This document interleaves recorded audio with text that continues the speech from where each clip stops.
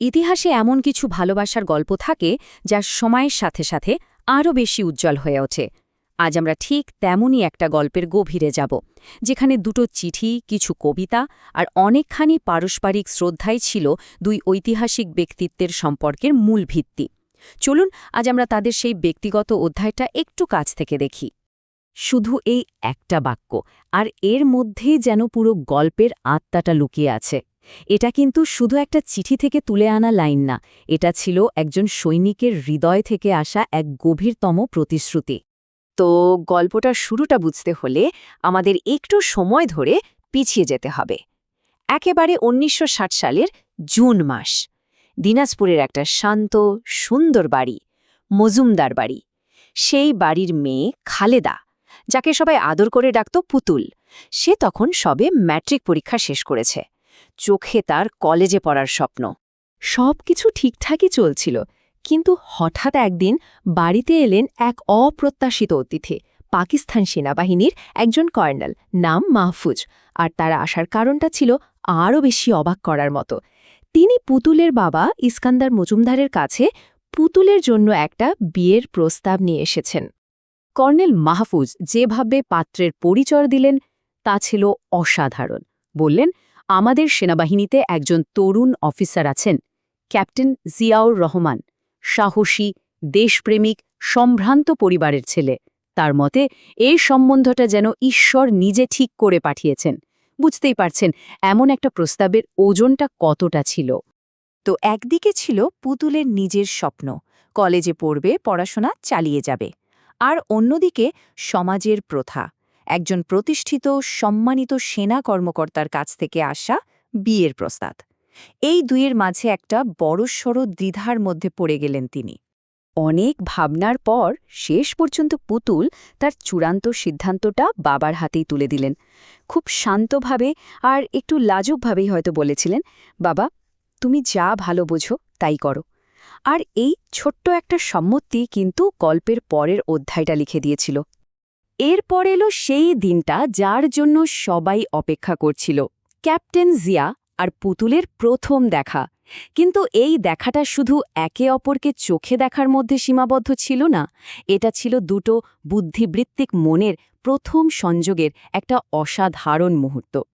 ভাবুন তো একবার, সেনাবাহিনী সেই পরিচিত পোশাকে একজন তরুণ ক্যাপ্টেন বাড়িতে এসে ঢুকলেন।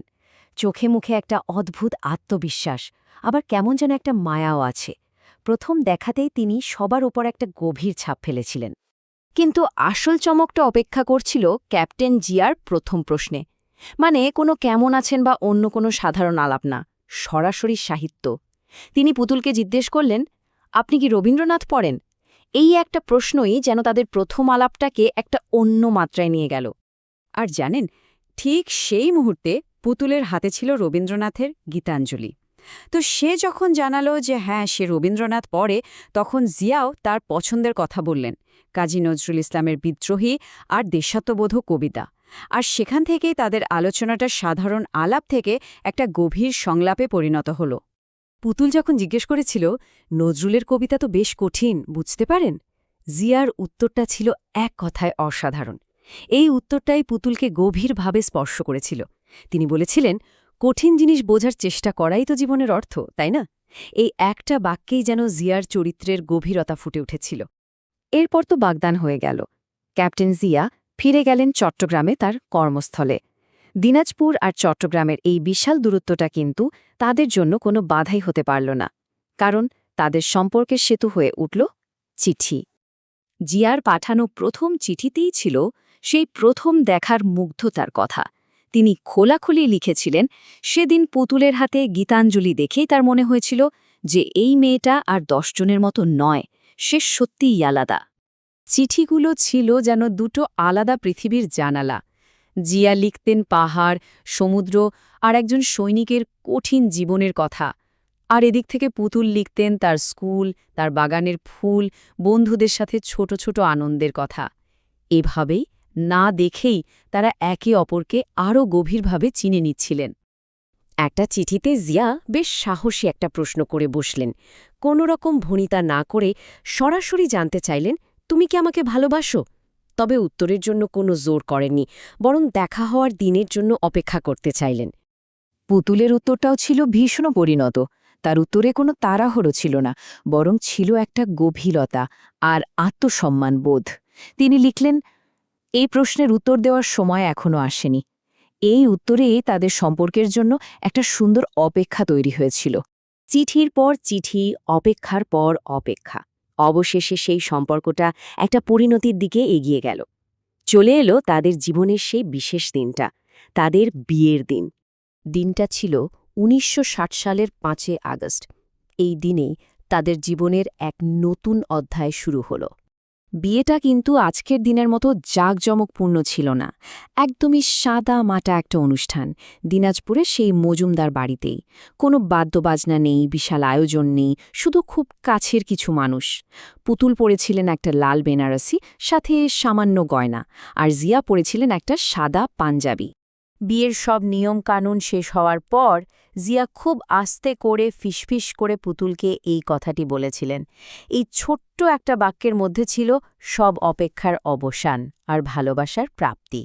বিয়ের রাতে জিয়া পুতুলকে যে কথাটা বলেছিলেন, সেটাই হয়তো তাদের সম্পর্কের মূল ভিত্তিটা গড়ে দিয়েছিল। তিনি তার জীবনের ঝুঁকির কথা মনে করিয়ে দিয়ে বললেন, তিনি শুধু একটা জিনিসই চান, বিশ্বাস। আর প্রতিশ্রুতি দিলেন, সেই বিশ্বাসটুকু পেলে বাকি সব বিপদ তিনি একাই সামলে নেবেন। জিয়ার এই গভীর প্রতিশ্রুতির উত্তরে পুতুলও তার জীবনের সবচেয়ে বড় শপথটা নিয়েছিলেন। খুব সহজ করে বলেছিলেন, আমি তোমার সাথে আছি, সব সময়, যাই হোক না কেন। এই পারস্পরিক প্রতিশ্রুতিই তাদের বন্ধনকে আরও মজবুত করে তুলেছিল। তো এই যে গল্পটা আমরা শুনলাম, একটা সম্পর্ক যার শুরুটাই হয়েছিল বিশ্বাস আর পারস্পরিক শ্রদ্ধাবোধ দিয়ে। ভাবুন তো একবার, সামনে যে ইতিহাসের উত্তাল সময় আসছিল, সেই কঠিন পথটা পাড়ি দেওয়ার জন্য এই সম্পর্কটা তাদের কতটা শক্তি জুগিয়েছিল। এই প্রশ্নটা না হয় আপনাদের ভাবনার জন্যই তোলা থাকল।